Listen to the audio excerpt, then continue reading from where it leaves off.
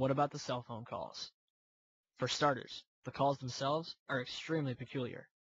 Most of them are only a couple sentences long before the callers end the conversation, only to call back later. Flight attendant Betty Ong allegedly placed a call from Flight 11. According to the 9/11 Commission, although the conversation lasted 23 minutes, only 4.5 minutes was recorded.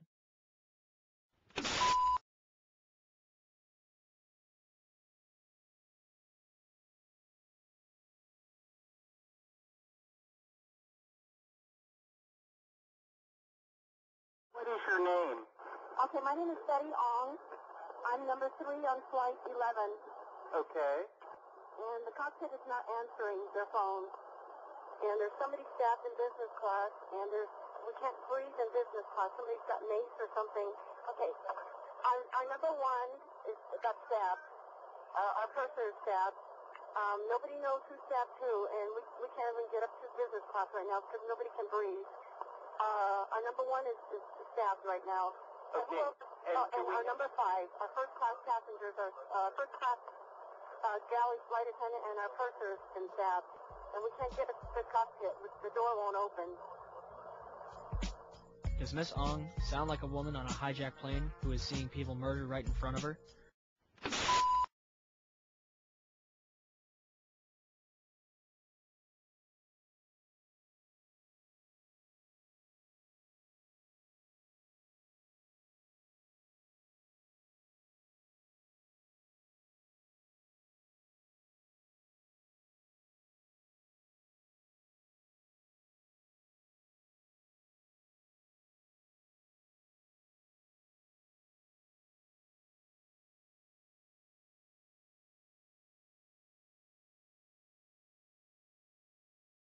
Why is no one in the background screaming?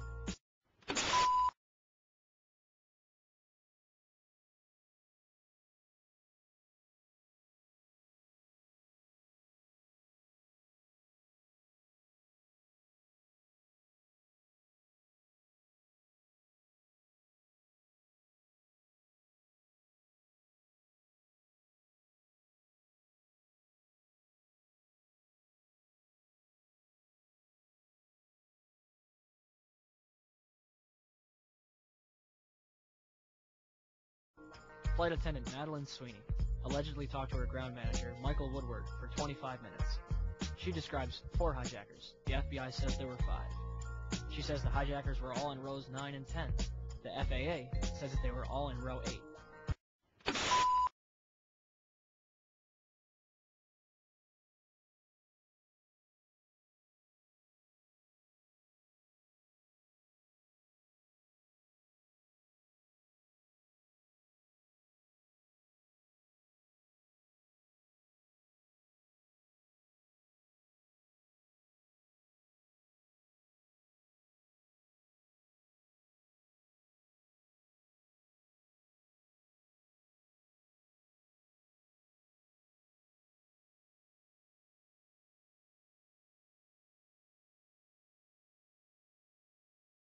Near the end, she allegedly screams, "I see buildings and water."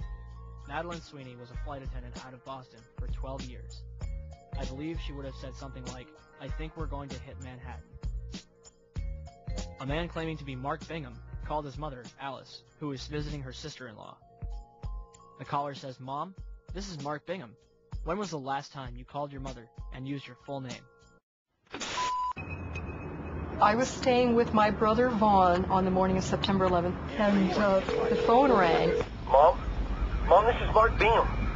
Once in a while he would say that. He would call up, and he was a young businessman, and used to introduce himself on the phone as Mark Bingham, and he was trying to be strong and level-headed and strictly business. "Mom, this is Mark Bingham."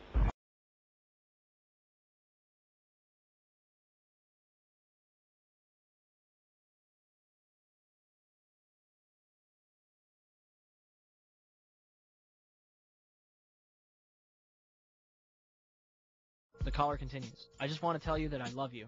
I'm on a flight from Newark to San Francisco, and there are 3 guys on board, and they've taken over the plane, and they say they have a bomb. I'm calling you from the airphone." And then, "You believe me, don't you, Mom?" "Yes, Mark, I believe you. Who are these guys?" Then, Mark is interrupted by someone who is speaking in a low-tone male voice, speaking what sounded like English. After 30 seconds of muffled sounds, the caller repeats, "I'm calling you with an airphone." His mother asks him again, "Who are these guys?" After another pause, he returns and asks again, "You believe me, don't you, Mom?" There was another pause, and the phone just trailed off. To date, none of these calls, except for Betty Young's call to American Airlines, has been released to the public. But to be honest, none of that matters. Why?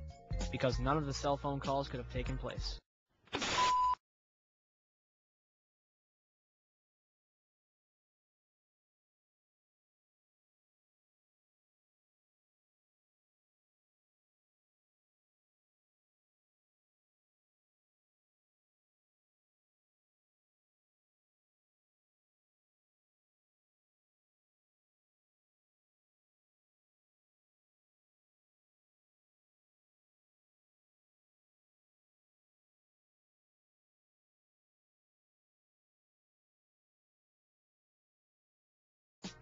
Key Dewdney of Physics911.net conducted some research of his own.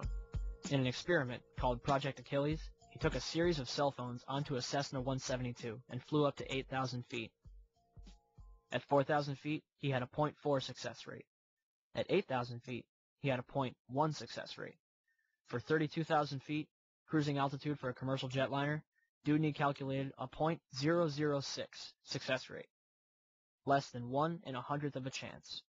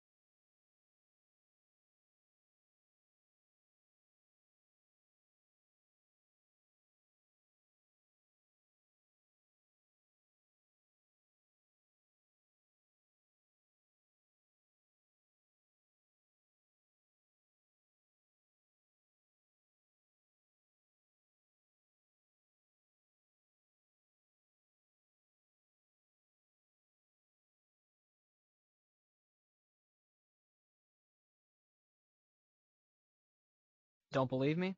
Even American Airlines has put their foot in the government's mouth. On July 15, 2004, passengers aboard a commercial American Airlines flight were able to send and receive calls from their cell phones as if they were on the ground, thanks to a cell station which was installed on the plane. It worked great. I called the office, I called my wife, I called a friend in Paris. They all heard me great, and I could hear them loud and clear.